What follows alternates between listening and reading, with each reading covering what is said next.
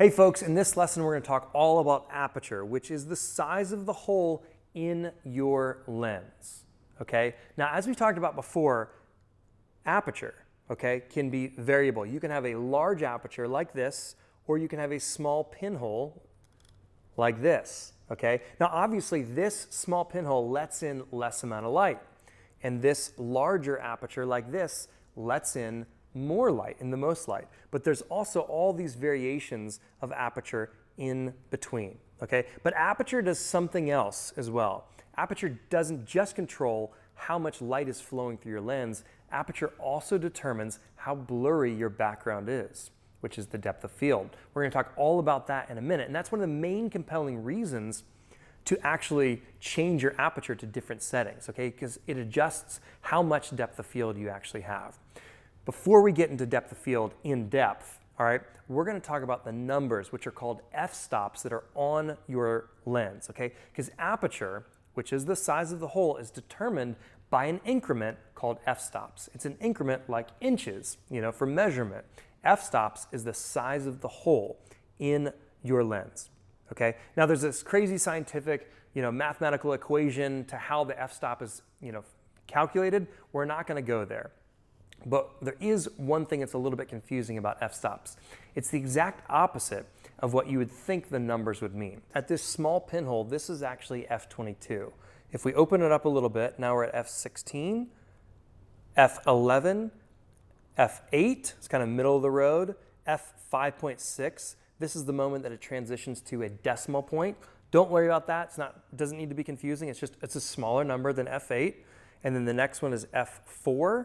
And then the next one is f2.8, and then the last one is f1.8, okay? Now 1.8 is the smallest number. That's what you need to focus on. The smallest number is actually the largest size hole, and the largest number, which is f22 on this lens, is the smallest hole, which will let the least amount of light come in, okay? Now why does all this matter? The reason it matters is because the size of your hole, not only does it determine how much light is coming through into your image, but it also determines how blurry the background is, okay? So when you have your lens all the way wide open like this is at f1.8 on this lens, what it's going to do is it's going to create the blurriest background, okay? So the largest hole creates the most blurry background. When you want to get those pro portraits, all right, you want to stop taking snapshots and you want to get professional looking portraits where the background is gorgeously blurred and your subject's face is perfectly crisp and in focus. You're using a lens like this and you're opening up your aperture to the largest size because this creates what's called the narrowest or shallowest depth of field, which creates the most blurry background behind your subject, okay? Now, your lens, as you make it a smaller hole or a tighter hole, which is actually that very large number, f22, what it's doing is it's creating a deeper depth of field, okay? It's making everything in focus. Now, let's take a look and talk about depth of field a little bit more. What is depth of field? Depth of field is not where you focus. It's how much distance is in focus. Depth of field is it just my eyes in focus, but my nose is out of focus and my ears are out of focus? That would be a very shallow depth of field. If everything is in focus, from my eyes to my face and the mountains in the background, that would be a deep depth of field. And depth of field is mainly determined by your aperture.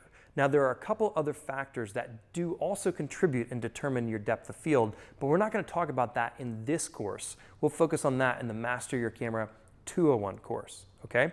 But for now, I want you to understand the main factor to controlling how deep or how shallow that depth of field is the size of the hole inside your lens. So let's recap real quick. If it's a very small hole like this, the number is super large, so it's f22, and that also creates a large or deep depth of field. If your number is very small, but it's creating a wide aperture, not only is it going to let more light come in, but it's going to create a very shallow depth of field. which will be like my eyes in focus, but the background out of focus, okay? So a large hole equals a shallow depth of field. A small hole creates a deep depth of field. All right, so I want to talk about lenses really quick, okay? Because not all lenses are created equal. This is, the lens that was on my very first camera that my dad gave me back when I was in high school, okay? And this is a 50mm lens, and it has the amazing option of opening up to a very wide aperture, a very large hole, which lets a lot of light coming in, and as we just discussed, will create a very blurry background, which is a shallow depth of field, okay? Lenses like this kit lens that a lot of times come on your cameras, so whether it's a Sony camera, a Nikon, Canon, a lot of times they have a kit lens like an 18-55 or something like that, and those lenses are limited in the size of the hole. A lot of those lenses do not go to this large size hole. They're limited at something like 4.5-ish. So they're limited, they're not gonna let you open it up all the way this much. They're gonna be somewhere in like around this range right here. So that means a couple things. Number one, you can't get as blurry of a background, which is frustrating because it makes your images look a little bit more like snapshots and sometimes less professional. The other thing it does is if you cannot open up this lens all the way wide like that, is it doesn't allow you to shoot in as low light situations. So what I recommend is getting what's called a nifty 50 lens, okay? This is a 50mm lens, and the aperture goes down to 1.8, just like my very old version here. This lens is usually under around $200, depending on which camera brand you have, but you can pretty much get the Nikon, the Canon, or the Sony lenses for under $200 for this, so it's a great value. And it's fantastic for practicing those shallow depth of field shots, and it allows you to shoot in lower light situations.